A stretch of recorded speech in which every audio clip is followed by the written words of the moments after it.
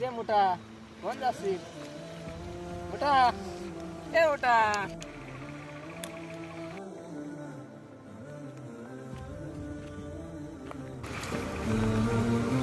এ gym ডিম কি অবস্থা? জিম ডিম কি অবস্থা রে? জিম ডিম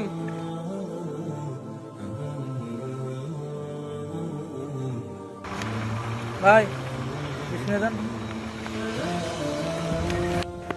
ভাই, আমি যে ওইখানে দাঁড়িয়ে দেখলাম আপনি দুইজন ব্যক্তিকে তাদের নাম ব্যঙ্গ করে তাদের নামে ডাকলেন। আসলে এটা করা ঠিক না।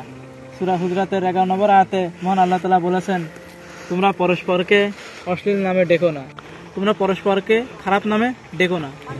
ঈমান গ্রহণের পর গুনার কাজে প্রসিদ্ধ হয় একটি একটি জঘন্য কাজ।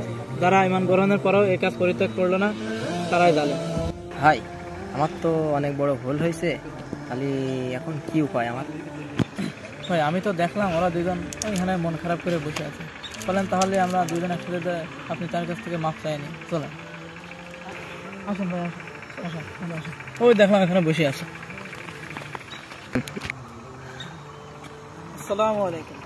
ওয়ালাইকুম আসসালাম। কেমন আছেন আপনারা? আলহামদুলিল্লাহ। দেখেছেন আপনি ওদের ব্যঙ্গ করার জন্য ওরা দুজনে মন খারাপ করে বসে আছে, আপনি ওদের কাছে মাপ চান। ভাই আমার ভুল হয়ে গেছে, আমি আপনারা খেপাই ফেলেছি, আপনারা মন খারাপ করে আছেন, ভাই মাফ করে দিয়ে আমার। আপনি ভুল বুঝতে পেরেছেন, এই জন্য আলহামদুলিল্লাহ আমরা আপনাকে মাফ করেছি। এনারা ডাকবেন না কাউকে ইনশাআল্লাহ। ভাই মাফ করে দিন ভাই। বুঝছেন